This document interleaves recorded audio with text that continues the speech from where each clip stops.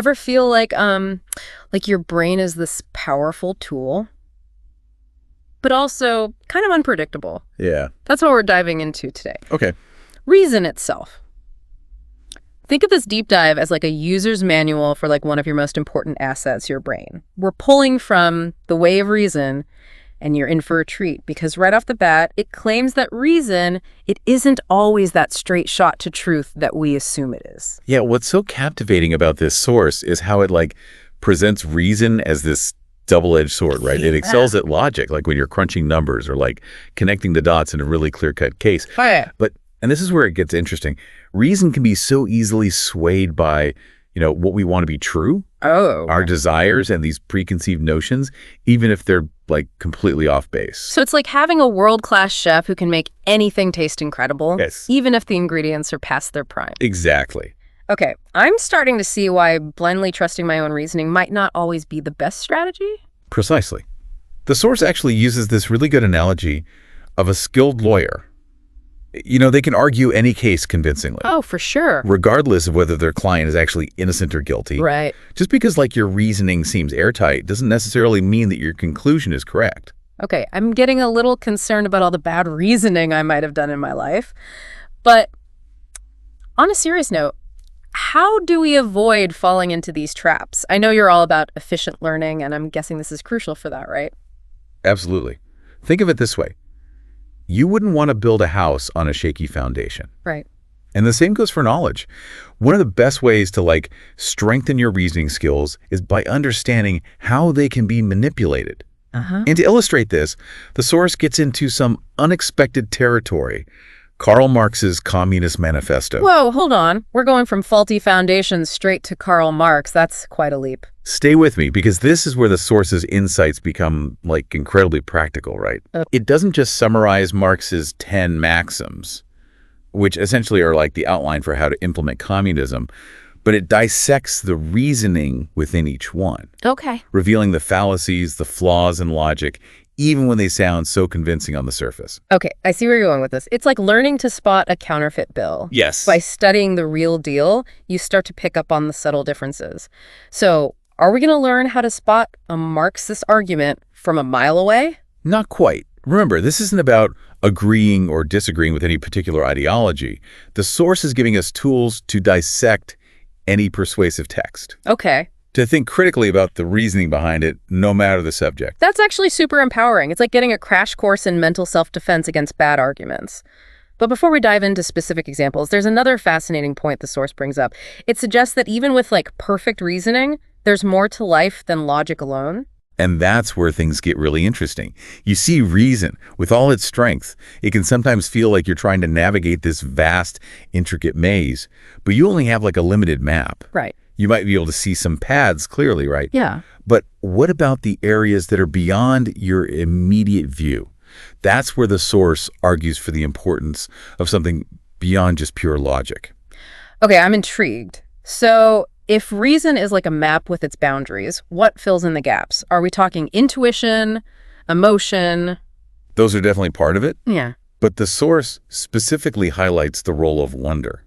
It actually dives into a discussion of religion, and not to like, prove or disprove faith or anything like that, right, but to illustrate the inherent limitations of reason. It's funny you mentioned that. It makes me think of that old saying, the more you know, the more you realize you don't know. Right. It's like even with all the logical explanations in the world, there's still this sense of awe and mystery about existence itself. Exactly. And that's where this idea of wonder comes in. Think of it like this. You can analyze a flower scientifically, understanding its biology, its role in the ecosystem, all of that. Right. But there's like a certain magic, a sense of awe that transcends that purely logical understanding. It's like I can appreciate the complex mechanics of a great piece of music. Yes. But that doesn't diminish the emotional impact it has on me. If anything, it adds another layer. Precisely. And the source takes this even further. By questioning this idea of like seeking personal happiness is the sole purpose of religion.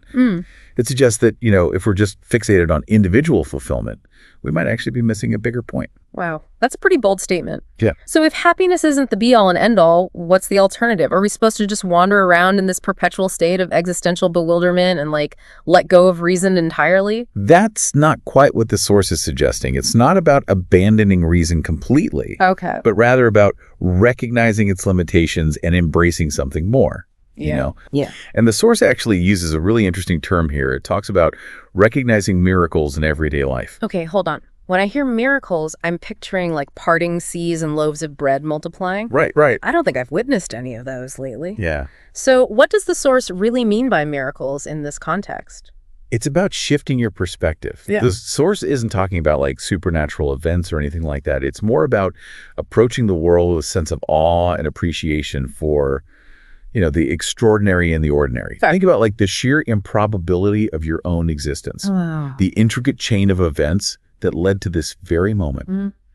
Or consider the wonders of nature, the birth of a star, the intricate dance of evolution. These are things we can analyze and explain logically, but there's still this element of wonder, right? Right. That transcends pure reason. Okay, I think I'm starting to grasp this idea of embracing wonder. It's about recognizing that there are some things, perhaps the most important things, that logic alone just can't fully explain, Yeah. It's like acknowledging that our maps, as good as they may be, they can't capture the entire territory of human experience. Exactly. And this understanding, this balance between reason and wonder, it can have such a profound impact on how we learn and just, how we interact with the world around us. I'm with you. But before we get into the how, I think it's time to maybe circle back and revisit that idea of spotting fallacies. Okay. We kind of left off on a bit of a cliffhanger, teasing that we'd uncover how the source breaks down those flawed arguments. You're right. Let's bring it back to those practical tools.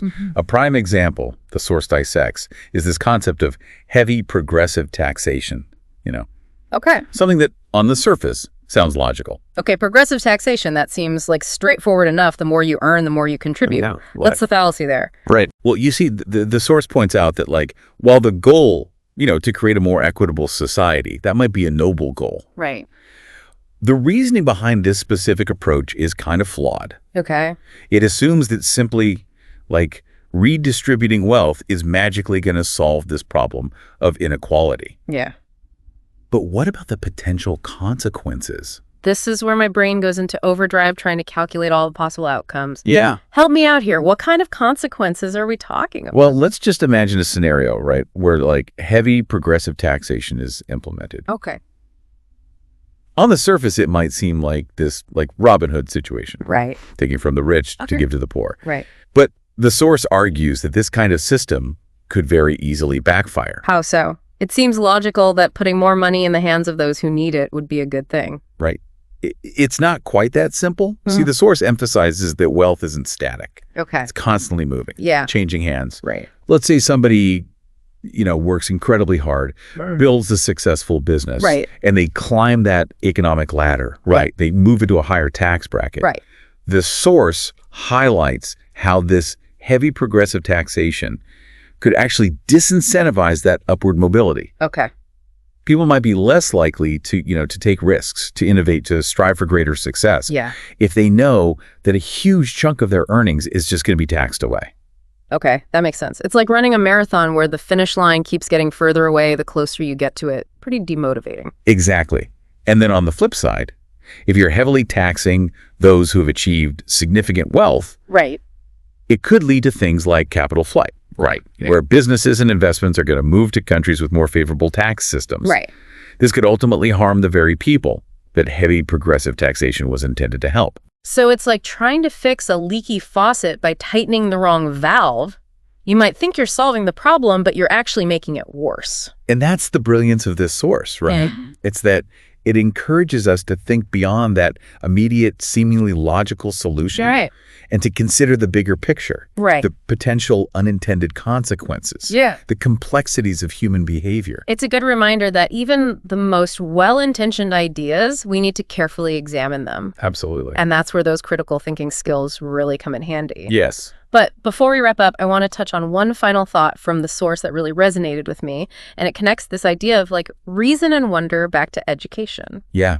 The source challenges us to, rethink how we might reimagine learning, to cultivate both those sharp reasoning skills and that sense of wonder, Right. and curiosity about the world. Because let's face it, memorizing facts and acing standardized tests, yeah, that might get you through school, but it doesn't necessarily equip you to grapple with the big questions. Right. To navigate a world full of complexities and unknowns, we need both the map and the ability to explore beyond its edges. Absolutely.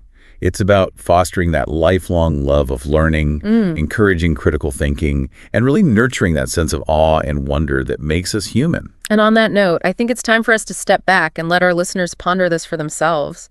What are your takeaways from this deep dive? How might you approach information, arguments, even your own reasoning with a renewed sense of curiosity and a healthy dose of skepticism? Remember, understanding the power and the pitfalls of reason, it's an ongoing journey, not a destination. That's right. So keep exploring, keep questioning, and keep that sense of wonder alive.